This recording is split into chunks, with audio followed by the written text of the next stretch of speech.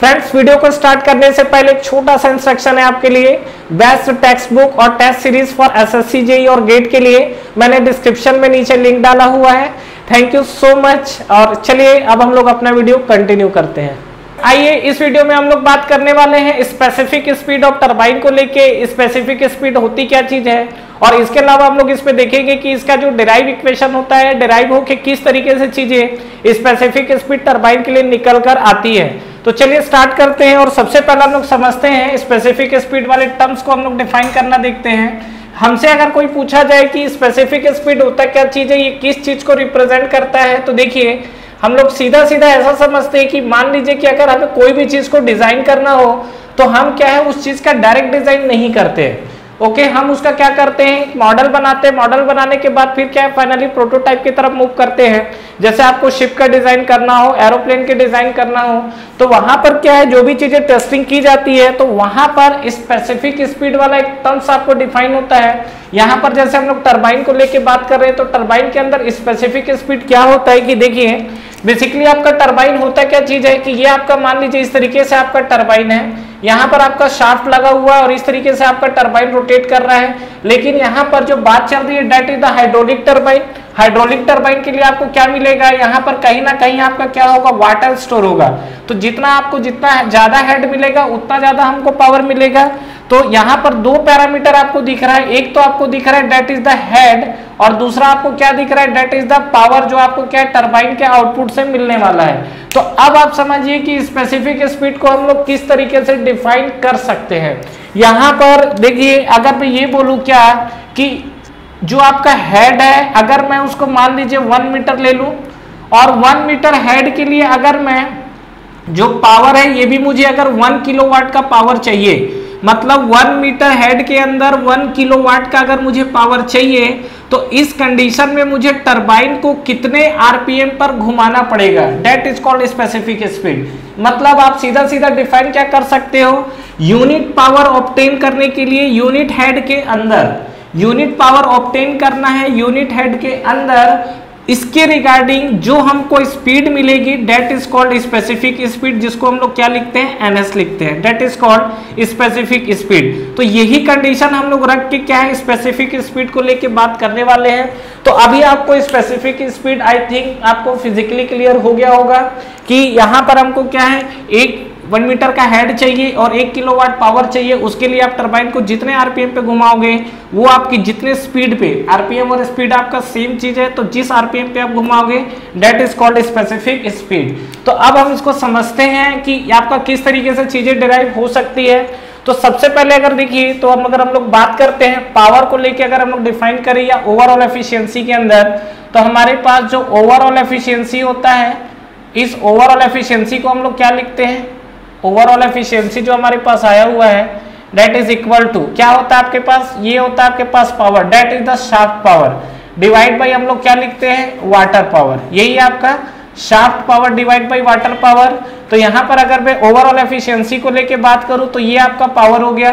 Water power को लेके अगर हम लोग बात करेंगे तो ये आपका मिल जाएगा क्या, रो क्यू जी ऑफ एच। ठीक है, मुझे यहाँ पर देखिए पावर वाले टर्म्स को डिफाइन करते हैं, मतलब पावर वाला टर्म्स अगर निकालते हैं यहाँ से, तो P इक्वल टू हम लोग लिख सकते हैं क्या, ओवरऑल एफिशिएंसी इनटू हम लोग लिख सकते हैं रो Q ji of H.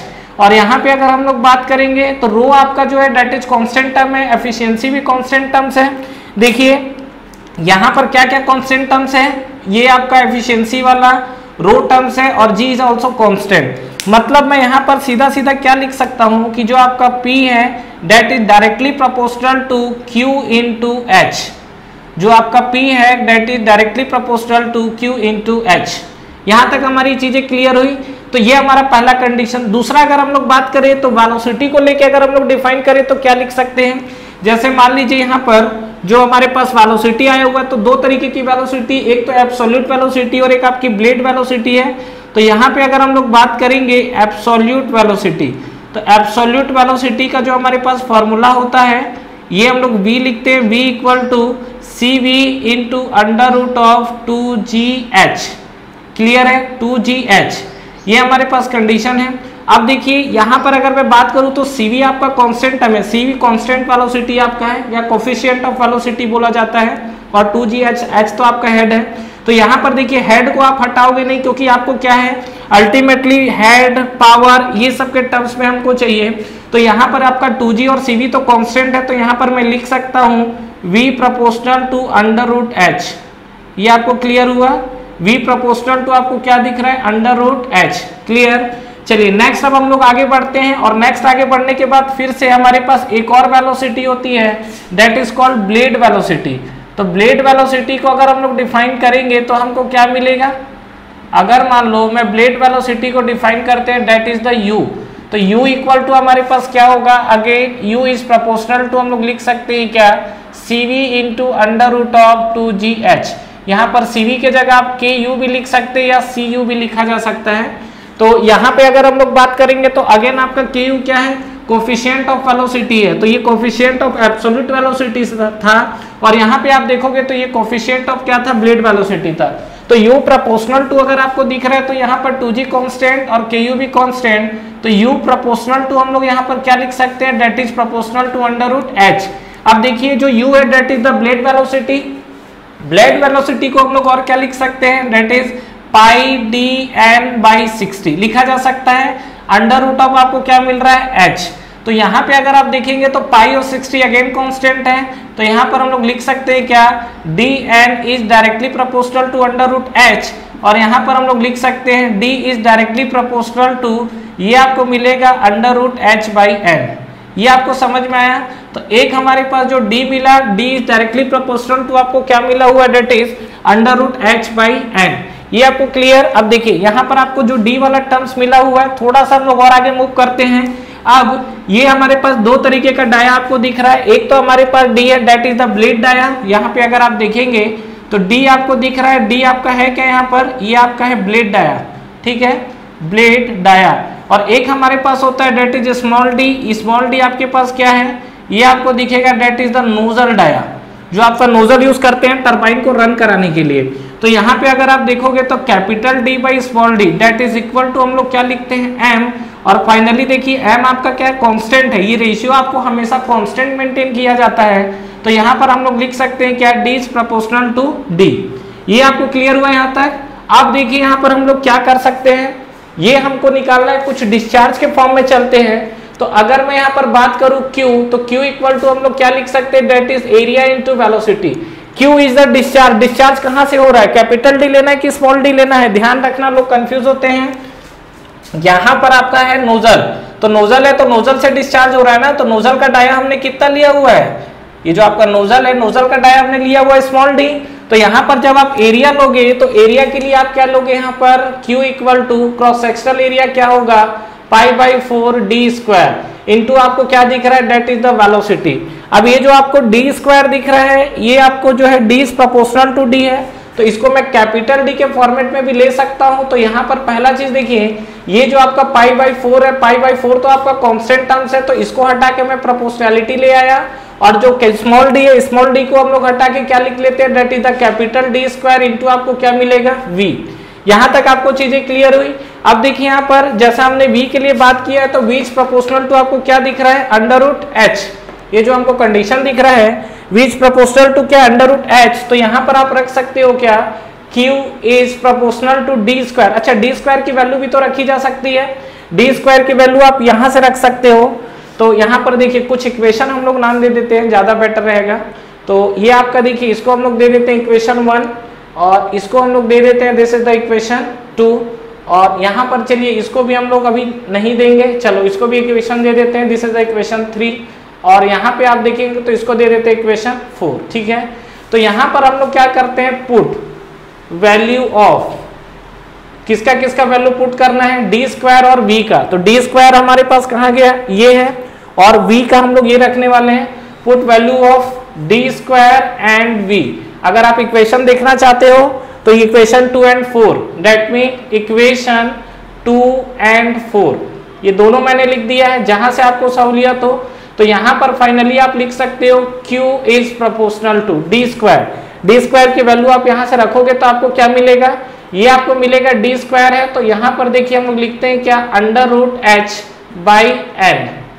Under root H/N का ये आपको दिखेगा क्या? स्क्वायर इंटू v की अगर बात करें तो v के केस में आपको क्या दिखेगा, ये जो हमारे पास v मिला हुआ है, तो इस v के केस में आप देखिए तो v को हम लोग रख सकते हैं अंडर रूट एच, तो यहां पर हम लोग लिख दिए क्या, that is under root H.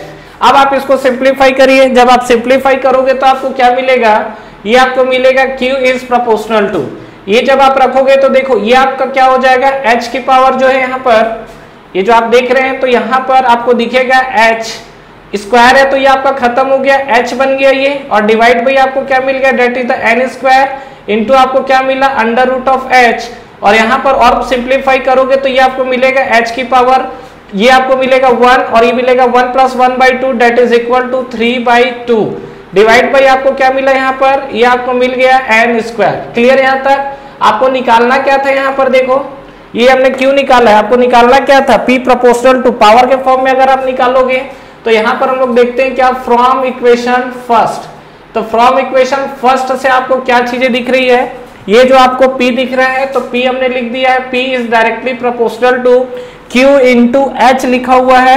q की बात करें तो ये हमारे पास पूरा फॉर्मेट अवेलेबल है क्या, h की पावर यहाँ से देखोगे दिस इज इक्वल टू 3/2 और डिवाइड बाई आपको ये क्या मिलेगा, n स्क्वायर। क्लियर है? और यहाँ पे अगर हम लोग बात करेंगे तो h को लेके बात कर रहे हैं तो ये हमारे पास क्या है, this is equal to h, और यहाँ पर हम लोग लिख सकते हैं p प्रोपोर्शनल टू, तो 3/2 प्लस 1 आपको क्या मिल जाएगा, डेट इज इक्वल टू 5/2, तो यहाँ पर हमने लिख दिया क्या, h की पावर 5/2 डिवाइड बाई हमको क्या मिला, n स्क्वायर। क्लियर है? तो अभी तो ये हमारे पास एक नॉर्मल फॉर्म आया हुआ है, हमको क्या चाहिए, स्पेसिफिक स्पीड चाहिए, और स्पेसिफिक स्पीड डिफाइन करने के लिए आपको क्या कंडीशन दिया गया है कि unit power under a unit head, मतलब यहां पर इस कंडीशन में क्या करेंगे, for specific speed, for specific speed.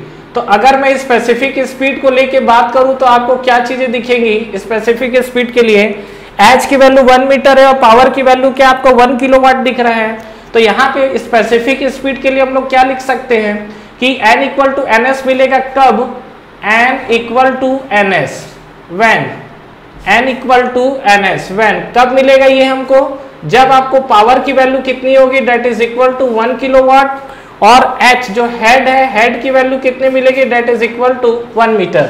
तो यहाँ पे जब आप इसको सिंप्लीफाई करेंगे तो ये आपको क्या मिलेगा, that is power is proportional to h जो दिख रहा है डेट इज 1, तो ये हमने लिख दिया 1 की पावर 5/2 और डिवाइड बाई आपको क्या मिल जाएगा, अच्छा पावर भी हमने लिखा हुआ है डेट इज 1 किलोवाट, और n जो है n की जगह हमने क्या लिख दिया, that is the n square. अब ये प्रोपोर्शनैलिटी हटाएंगे तो कुछ ना कुछ कांस्टेंट टर्म्स निकल कर आएगा, तो यहाँ पे हम लोग लिख सकते हैं, यहाँ पर ही लिखते हैं 1 इक्वल टू हमने लिख दिया, मान लीजिए कांस्टेंट हमने ले लिया k इंटू 1 की पावर 5/2, तो ये एज इट इज है, और ये आपको दिख गया क्या, n स्क्वायर। ठीक है, तो यहाँ पर हम लोग क्या लिख सकते हैं, जो आपका स्पेसिफिक स्पीड है, ये अगर आप देखोगे ns, तो ns जो है ये आप या k की वैल्यू निकाल लो, तो k की वैल्यू निकालेंगे तो हमको क्या मिलेगा, that is equal to ns का स्क्वायर, यही आपको आएगा k इक्वल टू ns का स्क्वायर। अब हम लोग क्या करते हैं, इस कंडीशन को, जो ns की वैल्यू क्या आएगी, अंडर रूट k, तो इस वैल्यू को उठाकर हम लोग क्या करते हैं, यहाँ पर पुट करते हैं और देखते हैं कि हमारे पास क्या वैल्यू निकल कर आती है। तो यहाँ पर अगर हम लोग निकालेंगे स्पेसिफिक स्पीड तो हमें क्या चाहिए, आरपीएम चाहिए, तो आरपीएम के लिए वैल्यू उठा के रखिए और देखिए इस कंडीशन पे क्या आएगा, तो ये हमारे पास जो पावर वाला फैक्टर आया हुआ है इसी को उठा के हम लोग टर्म्स को रखते हैं। तो चलिए एक बार देखते हैं क्या आएगा। तो अब हम लोग इस इक्वेशन को नाम दे देते हैं, तो ये जो आपका 4 था, तो इस इक्वेशन को हम लोग ले लेते हैं 5, और फ्रॉम इक्वेशन 5 अगर आप देखोगे तो प्रोपोर्शनैलिटी हटा के जो हमने कांस्टेंट k यूज किया हुआ है उसको लिख लेते हैं। तो यहाँ पर हम क्या लिख रहे हैं, फ्रॉम इक्वेशन 5, तो यहाँ पर इक्वेशन 5 से आपको क्या चीजें दिखेंगी, डेट इज p, प्रोपोर्शनैलिटी को हटा के हमने लिख दिया k, बाकी तो आपका ये जो दिख रहा है h की पावर 5/2 और डिवाइड बाई आपको क्या दिखेगा, that is equal to n square, यही तो हमको दिखेगा। अब k की वैल्यू हम लोग क्या लिख देते हैं, ns इसका स्क्वायर लिख देते हैं यहाँ पर।